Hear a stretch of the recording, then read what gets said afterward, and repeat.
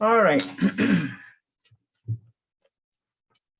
Move next to the land acknowledgement, and we acknowledge with respect the history, spirituality, and culture of the Anishinaabe, the Six Nations of the Grand River, the Haudenosaunee, and the Wendat, Wyandot peoples, on whose traditional territories we gather and whose ancestors signed treaties with our ancestors.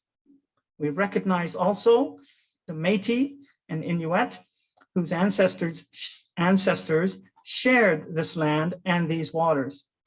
May we all, as treaty people, live with respect on this land and live in peace and friendship with all of its diverse peoples. All right. Council, is there any declaration of, sorry. Oh, yes. My apologies. Yes, we should do the roll call, I suppose.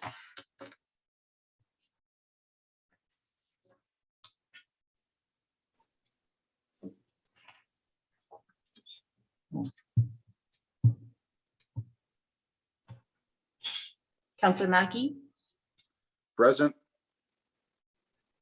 Councillor Gamble,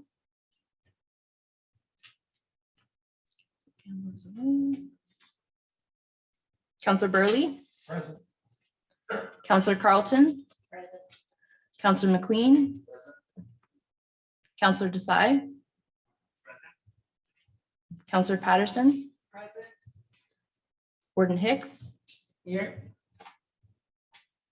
Councillor Clumpus, Councillor Keaveney, Councillors Body and O'Leary send their regrets, Councillor Woodbury,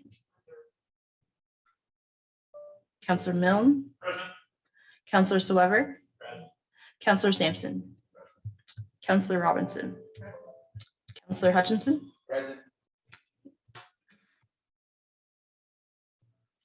Okay, thank you very much for that. Council, is there any declaration of interest, pecuniary or otherwise? Seeing no hands, I would simply say that if one should arise during the course of the meeting, I would ask you to declare it at that time. Okay, we're on to item number 6, adoption of minutes. 6A is County Council Development Charges Public Meeting and Committee of the Whole minutes dated October 28th. I'm looking for a mover. Moved by Councillor Burley, seconded by Councillor Robinson. Oh, sorry, Hutchison. Councillor Desai.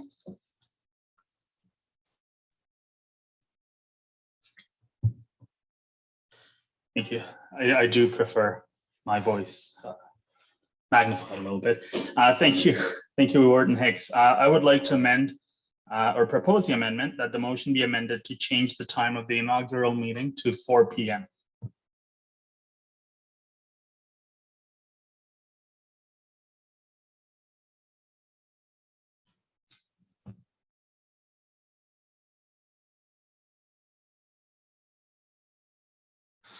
Thank you, Warden Hicks. The reason for bringing this amendment forward is it's to me, I think it's more accessible for members of council who do in fact have jobs outside of local politics to attend an event that is being held at the end of the business day rather than right in the middle of it.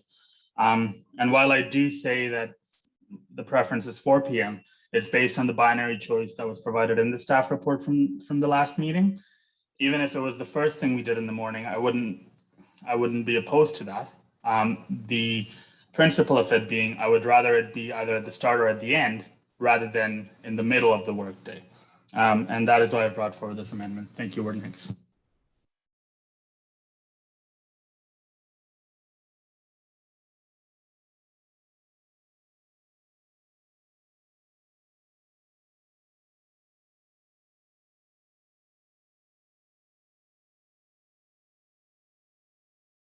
I don't have my voice going, my apologies. So no further speakers on the amendment, and we are going to vote. So if you're voting now, you're voting to move it from 4 p.m. to 11 a.m. or the other way around, from 11 a.m. to 4 p.m. My apologies. Is that clear to everyone? Councillor Milne. Thank you, Mr. Warden. Just a procedural thing, I'll ask the clerk. Would this not be a reconsideration that we've already made a decision to have it at this time? Is that? It's not considered reconsideration because the minutes haven't been passed yet from the last meeting. Council just made that decision at the October 28th meeting.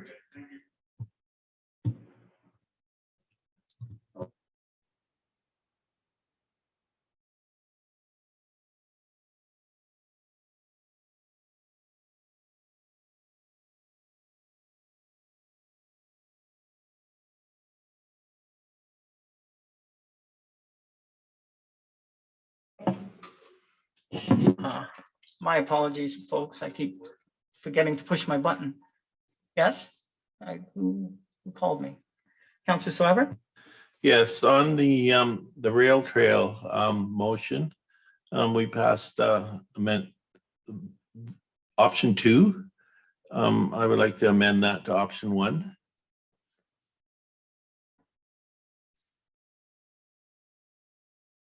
Thank you. I'll need a seconder for that amendment. Councillor Sampson seconds. Councillor Sweber, you have the floor.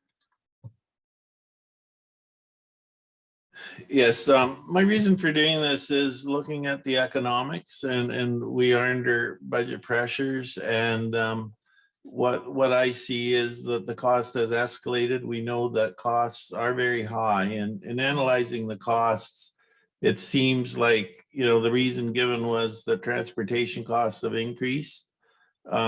It would seem to me that a doubling of the cost based solely on transportation costs would seem to be a little unreasonable. And I think a go slow approach, we might find ourselves in quite a different economic situation a few years from now when we do the rest. So I just think that given the high cost of construction materials and construction at this point in time, and the amount that budget increased from what we spent previously on doing similar work, just justifies a slower approach.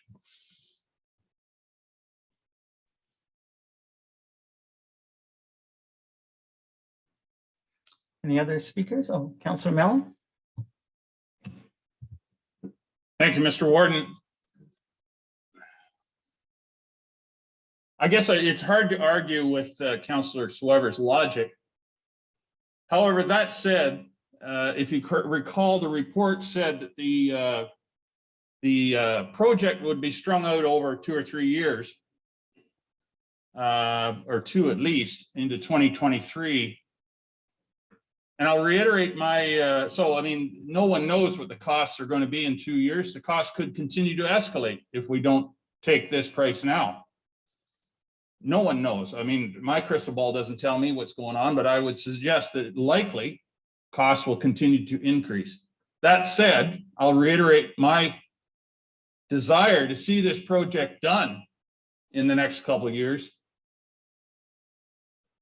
The folks at the, as I said before, the folks at the north end of the county have had a wonderful trail for a number of years now. This project has been going on for a number of years. I think it's high time that we afford the rest of the county to have the benefit of a rebuilt and well-maintained trail. It is very well used. It is a key part of the Grey County Tourism Initiative to promote that trail. And I've heard disappointment from some people that they show up in Dundalk to go onto the trail and it's nothing but a muddy mess at times. This project will finish that project and make it indeed an all-weather trail fit to be used all times of the year. And I think it's high time that we get the project done. So those are my comments, Mr. Warden. Thank you. Thank you. Any further speakers? Seeing none, then perhaps it's time to call the question on the amendment, right? Yes. Okay. There's been a request for a recorded vote, so Madam Clerk or Deputy Clerk, I will turn things over to you.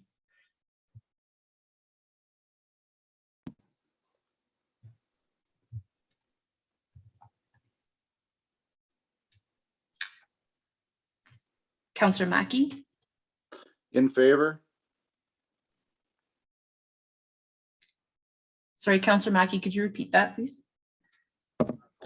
In favor? Thank you. Councillor Mackey's in favor. Councillor Gamble is not here. Councillor Burley? Councillor Burley is opposed. Councillor Carlton? Councillor Carlton is opposed. Councillor McQueen? Councillor McQueen is in favor. Councillor Desai? Councillor Desai is opposed. Councillor Patterson? Councillor Patterson is in favor. Councillor Hicks, sorry, Warden Hicks? In favor. Warden Hicks is in favor. Councillor Clumpus? Councillor Clumpus is in favor. Councillor Keaveney? Councillor Keaveney is opposed. Councillor Woodbury? Councillor Woodbury is opposed. Councillor Milne? Councillor Milne is opposed. Councillor Soever? Councillor Soever is in favor. Councillor Sampson? Councillor Sampson is in favor. Councillor Robinson? Councillor Robinson is opposed. Councillor Hutchinson? Opposed. Councillor Hutchinson is opposed. The motion is lost 33 to 40.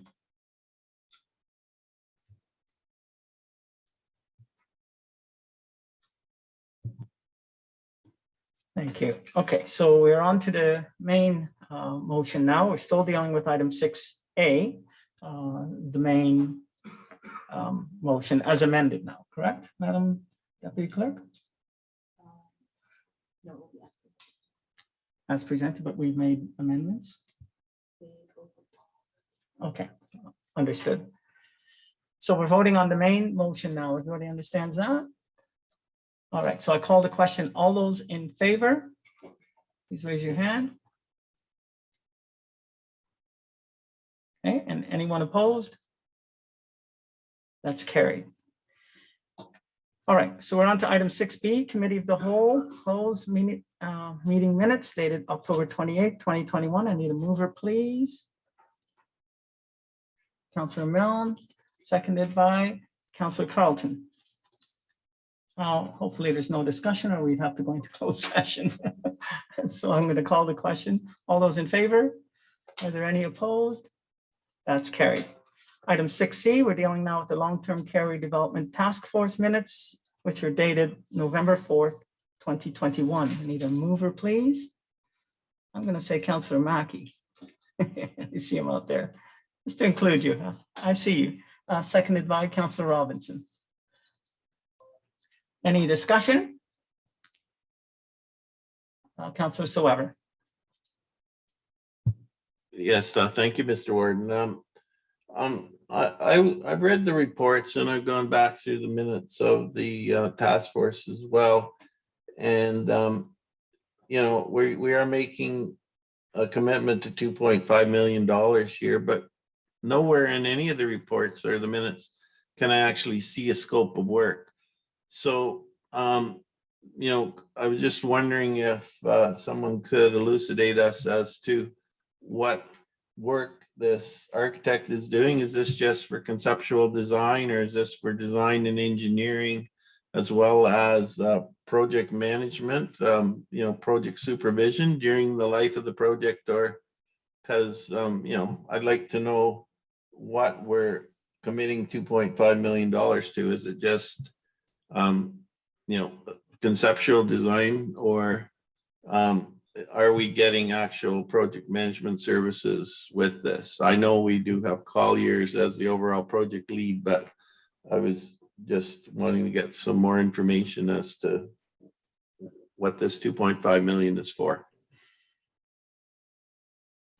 Madam CAO. Good morning, everyone. This award for our prime consultant or architect really does encompass the entirety of the project. The information about the scope of work and the requirements for the prime consultant or architect were provided as part of the discussion of the request for proposal process that came forward to council. I'm just checking here. I believe that that discussion was held on August the 5th. If I could just ask you, Kim, I'm sorry to interrupt you. Just ask you to pause. If I could ask you to pause for a quick second. We're having some Certainly. technical difficulties with the sound. Okay. Councillor Brown, you want to say something? Just a point of order, I can't follow the conversation if the feed keeps cutting out. It's very, very disruptive in my mind.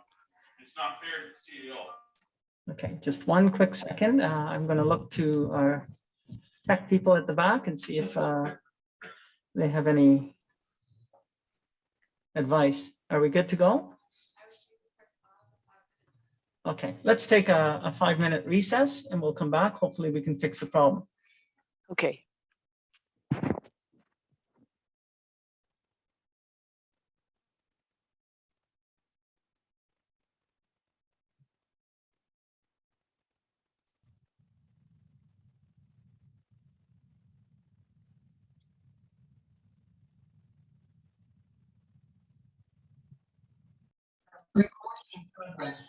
Thank you. I'll call us all back to order. I think we have the technical difficulties under control now. We're still dealing with item 6A. There was a question by Councillor Soever, and our CAO was in the process of answering. So, Madam CAO, you have the floor. Thank you, Mr. Warden, and good morning, Council. I apologize if my voice is not what it should be. On August the 5th, Andrew Rodriguez from Collier's Project Leaders attended the Redevelopment Task Force meeting and did a presentation on the request for proposal process for the prime consultant. The request for proposal for the prime consultant went out on Bonfire, our public procurement site, in September, and it was live for the required number of weeks and has recently closed, and a selection has been made. You'll be seeing that information shortly. But for council's information, the scope of the architect's services is quite extensive. It includes not only an architect, and that architect is also responsible for landscaping, but a functional programmer, a building code consultant, mechanical engineer, electrical engineer, structural engineer, civil engineer, certified professional cost consultant to confirm the pricing for the project, a specialist in furniture, fixtures, and equipment, exterior and interior signage, interior design consultant, elevator consultant, kitchen consultant, laundry consultant, a commissioning agent when we're ready to be looking at making the building operational for our residents, a hardware consultant, and any other consultants as deemed necessary by the architect. There are a number of phases that the architect was required to complete under the contract. There's an initial program phase where the architect works with ourselves to identify and describe the functions, uses, and space requirements for the new home. From there, they work to a schematic design phase. After that, there's design development, where we specify the actual form, size, character, and design details of the project. And that's across all of the professional disciplines. And that gets us to produce final designs for all interior and exterior components. Once that's confirmed, then the architect moves forward to the development of the construction documents. And from those construction documents, then there's the actual procurement of the company who will build the long-term care facility. And once the construction company is in place, then the architect moves over to contract administration. This contract was developed with some very specific requirements for cost control. They are being held to a very narrow scope with regard to the costs of the project going forward. We felt that was important given the times that we're in. So then the architect's role continues on through all of the construction phase to building commissioning to ensure that the building will perform as expected, that all of our systems are operational and appropriate as they were designed. And then from there, just overall closeout warranty work that takes a period of months after the building is actually operational, and this overall quality management. So I hope that the information is helpful to you. I'm happy to take any other questions if required. Thank you, Councillor Swiver. Well, thank you very much, Madam CEO. That's exactly what I was looking for. So that gives me a very good understanding of what we're funding here. Very good, thank you. Are there any other questions? I mentioned 6A, but we're on 6C. I think you guys figured that out. Oh, Councillor Sampson. Thank you very much, Mr. Warden. So the contract, I'm assuming through you, Mr. Warden, that they'll be signing is an OAA. I think it's 300 or 600. And one of those schedules, I think it's 2, has a very long list of services and the costs associated with the services. Is that information now publicly available as to what that list is? Because the devil's in the detail in those contracts. They're fairly standard contracts. You literally don't change much, but you fill in the boxes, and that's where frankly, the question my colleague just asked is relevant and where it gets documented. So I'm just wondering whether that schedule is available for public viewing. Thank you for the question, Councillor. This information was all provided as part of the RFP, so it is publicly available. Not only were we using the OAA standard form of contract for architect services, but in fact, our work goes further than that. We're grateful to Colliers for their assistance in developing that, but we do have even above and beyond the OAA requirements, provided some additional specifications to ensure that we are in the best possible position to move this project forward.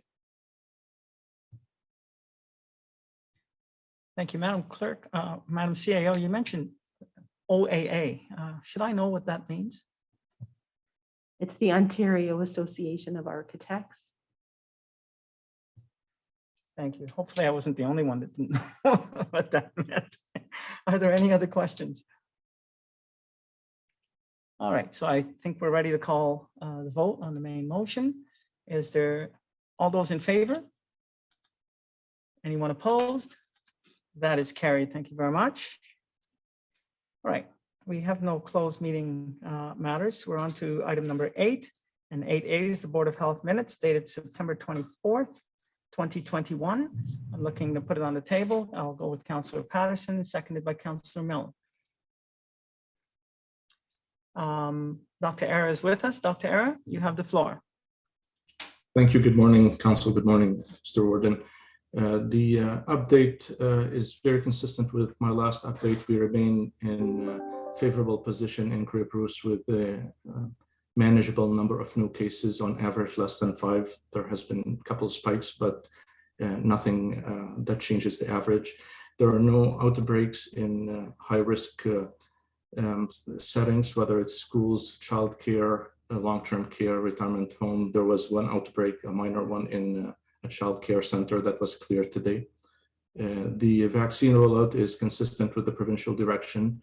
The 3rd dose has been provided, and we continue to provide it to immunocompromised individuals. We completed long-term care, retirement home. The recent announcement for 70 plus has been put in action on the same day of the announcement. The first clinic was last Wednesday, and we will be providing these clinics going forward. We're working with the 17 municipalities, and we thank the municipal staff and the volunteers for their help in this.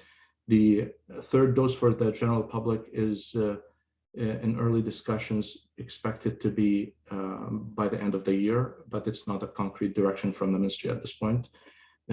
Vaccine for children aged 5 to 7 is anticipated in the coming week or so, 2 weeks maximum.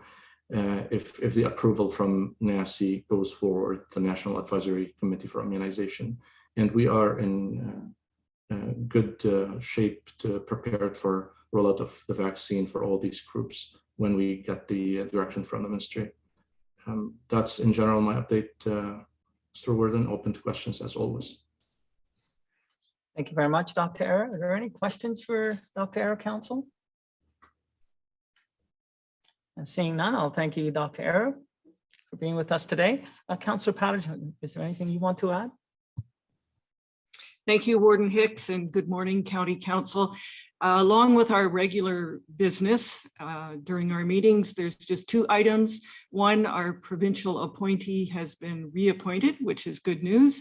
And the other one is we are continuing to review and update our policies. And that's it for now. Thank you, Warden. Thank you very much. If there are no further questions, I'm going to call the question. All those in favor? Any opposed? That is carried. Thank you very much, Dr. Era. We have no bylaws. We're on to item number 10 now, good news and celebration. Is there anyone with anything to say on good news and celebration front? Seeing none, then we will move on to adjournment. Looking for a motion to adjourn. Councillor Burley, seconded by Councillor Klumpus. All those in favor? Any opposed? That is carried. Thank you very much.